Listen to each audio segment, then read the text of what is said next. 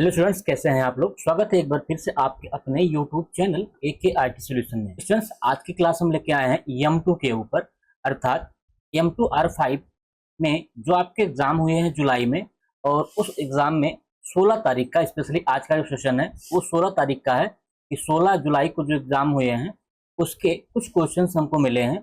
तो उन क्वेश्चन को हम चलते हैं, सॉल्व कर लेते हैं, और आप यहाँ से चेक कर सकते हैं कि कौन से क्वेश्चन इसके आपके सेट में आए हुए हैं या फिर नहीं आए हुए हैं। स्टूडेंट्स, हम आ चुके हैं अपने सेट पे। तो यहाँ पे देखिए, सबसे पहला क्वेश्चन कह रहा है कि W3CSS class is used to center align content within an element both horizontally and vertically. तो सेंटर अलाइन कंटेंट सेट करना है हॉरिजॉन्टल और वर्टिकल दोनों। इसके लिए हमको जो क्लास इस्तेमाल करनी पड़ती है वो है W3 display middle class. Next question number second देखिए। तो सेकंड में कहा जा रहा है कि which class is used to display the list in extra large size. Extra large size में कौन सी लिस्ट आपको शो होकर के दिखती है, तो वो है आपका answer X large. X large मतलब एक्स्ट्रा लार्ज। नेक्स्ट तीसरा क्वेश्चन कह रहा है कि the correct syntax to write sky is blue in JavaScript. तो जावा स्क्रिप्ट में अगर आपको लिखना है स्काई इज ब्लू, इसके लिए इनमें से कौन सा सही सिंटेक्स हो सकता है उसको लिखने का। तो यहाँ पे हम लोग लिखते हैं document dot right. Document dot right जो होता है आपका, ये कुछ डिस्प्ले कराने का काम करता है जावा स्क्रिप्ट के थ्रू।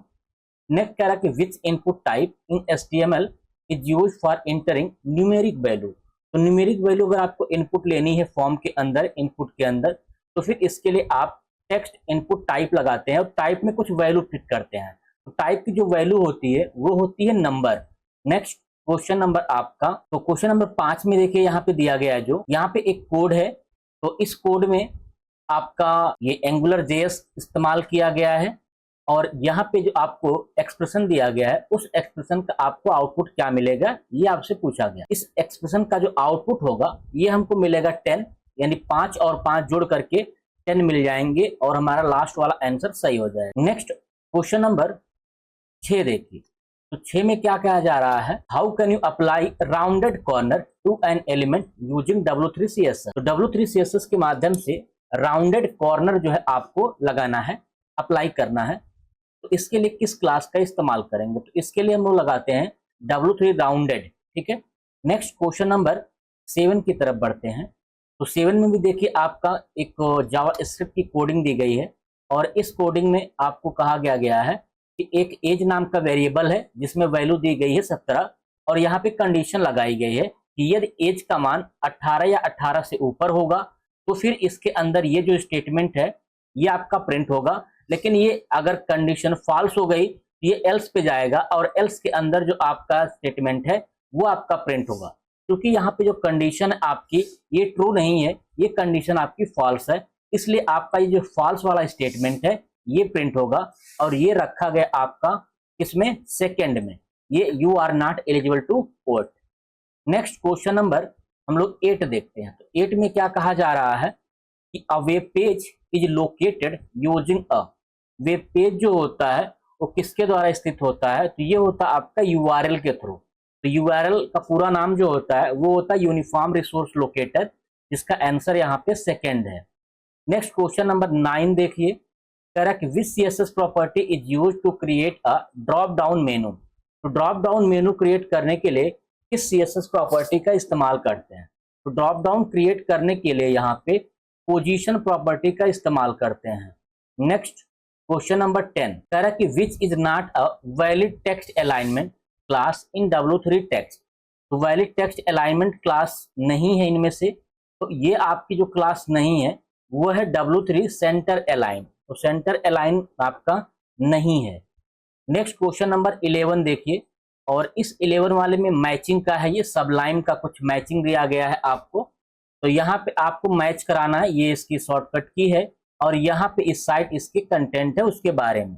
इसकी जो शॉर्टकट की यहाँ पे दी गई है, इस हिसाब से आपका जो आंसर बनेगा यहाँ पे, ये आपका बनेगा पहला वाला, फर्स्ट वाला। नेक्स्ट क्वेश्चन नंबर आपका 12 में क्या कर रहा है कि CSS framework emphasize a mobile first approach. तो मोबाइल फर्स्ट अप्रोच के लिए CSS का जो फ्रेमवर्क ज्यादातर इस्तेमाल किया जाता है वो होता है बूटस्ट्रैप। तो बूटस्ट्रैप बहुत ही पॉपुलर है मोबाइल के लिए। Next question number 13, correct the attribute use to change the background colour of an element in CSS। तो CSS में अगर किसी एलिमेंट का बैकग्राउंड कलर चेंज करना है तो इसके लिए कौन सी प्रॉपर्टी हम लोग इस्तेमाल करते हैं? बैकग्राउंड कलर चेंज करने के लिए बैकग्राउंड कलर जैसी प्रॉपर्टी इस्तेमाल की जाती हैं।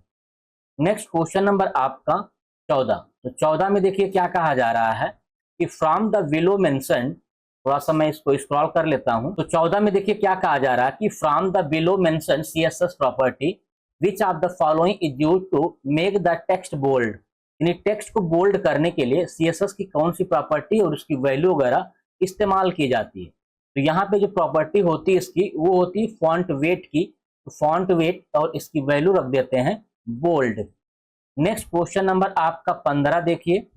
15 में क्या कहा जा रहा है कि W3 CSS does provide the following text colour class. तो W3 CSS जो होता है वो टेक्स्ट को कलर करने के लिए इनमें से कौन सी क्लास प्रोवाइड करता है? इसका जो आंसर बनेगा वो बनेगा W3 टेक्स्ट और कलर का नाम लिख देते हैं। नेक्स्ट क्वेश्चन नंबर आपका 16 देखिए। तो 16 में कहा जा रहा है कि a search engine is a program to search. तो सर्च इंजन एक प्रोग्राम है जो सर्च करता है। तो क्या सर्च करता है सर्च इंजन?